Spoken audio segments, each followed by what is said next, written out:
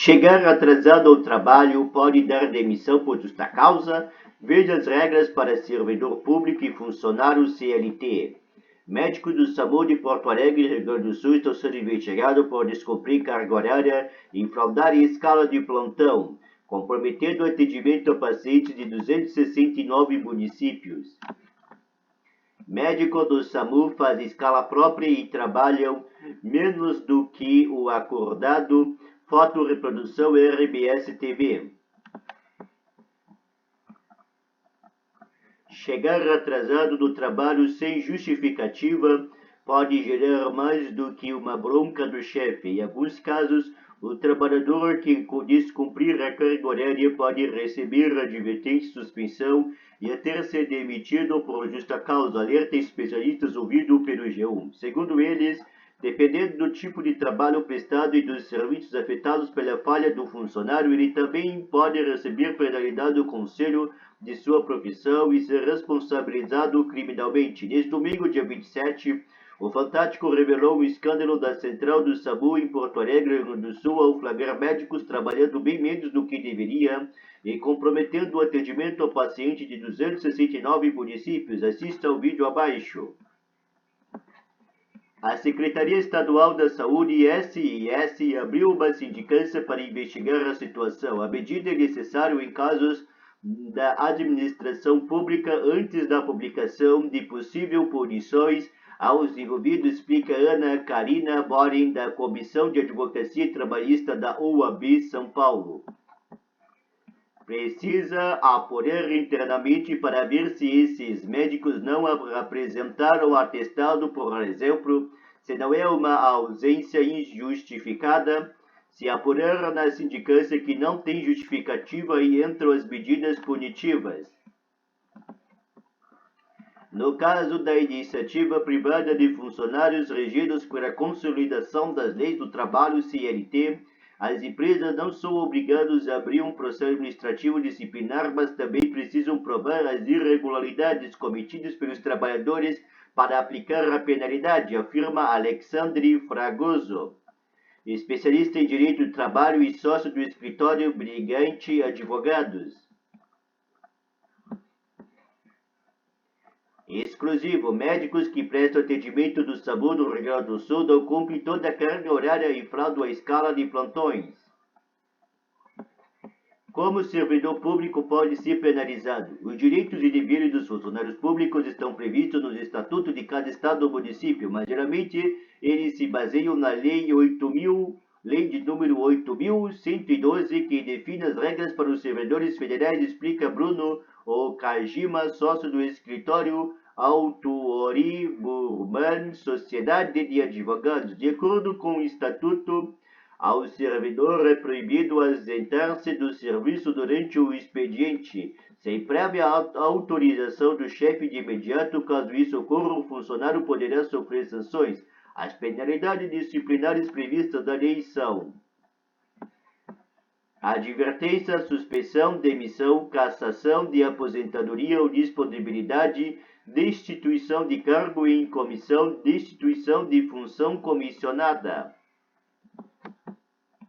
Lógico que primeiro vai ser instaurado um processo administrativo disciplinar e a partir disso as irregularidades vão ser apuradas. O servidor vai ter direito a ampla defesa, mas se a falha for constatada, ele pode ser advertido, suspenso e até demitido, reforça o Kajima, que é pós-graduado em Direito do Trabalho e Fundação Getúlio Vargas, FGV. Regra da iniciativa privada. Apesar de, no âmbito privado, não haver necessidade de um processo administrativo disciplinar, existem regras previstas na CLT para garantir a aplicação de uma penalidade proporcional à falha cometida pelo empregado, explica o especialista Fragoso. Se houve um atraso de 10 ou 15 minutos, entendo que não seria motivo para justa causa, seria uma pena muito forte. Então tem algumas regrinhas, tem que avaliar a gravidade da conduta do trabalhador e também o imediatismo. Por exemplo, não posso dar justa causa em relação ao fato que ocorreu há 3 meses e eu já conhecia. O advogado também destacou que a empresa não pode ter um comportamento discriminatório na hora de aplicar as penalidades e deve adotar procedimentos padrões para todos os funcionários. Eu não posso ser discriminatório, mas dependendo do caso ou da repetição da falha, por exemplo, eu posso escolher agir de uma maneira mais severa ou não. A decisão cabe ao empregador, a menos que a empresa tenha algum acordo ou política ou de punição.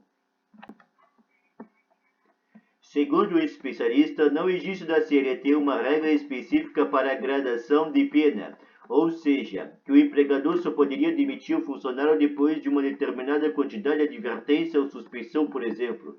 O que tem da CLT são motivos que dão justa causa. Se o funcionário tiver uma dessas condutas e ela for comprovada, pode dar diretamente justa causa.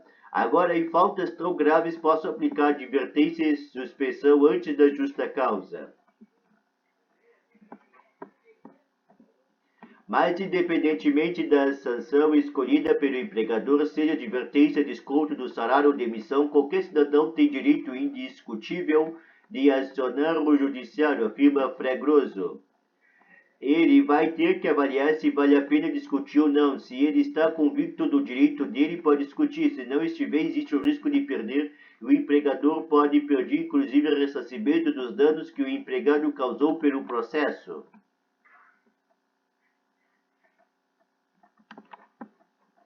Serviço essencial igual mais punição. No caso dos médicos do SAMU, o advogado Bruno Okajima destacou que, além das sanções previstas no Estatuto do Servidor Público, eles podem receber alguma penalidade do Conselho da Profissão pela violação do Código de Ética. Outra possibilidade, segundo o especialista, seria uma responsabilização criminal. No entanto, nesse caso, seria necessário analisar cada situação de forma individual e estabelecer uma relação entre conduta do médico e algum dano específico comprovado, explica. Para o especialista Alexandro Fragoso, se o descumprimento das regras por parte do trabalhador prejudicar um serviço essencial, existe a possibilidade do empregador considerar a falha mais grave e aplicar uma punição maior.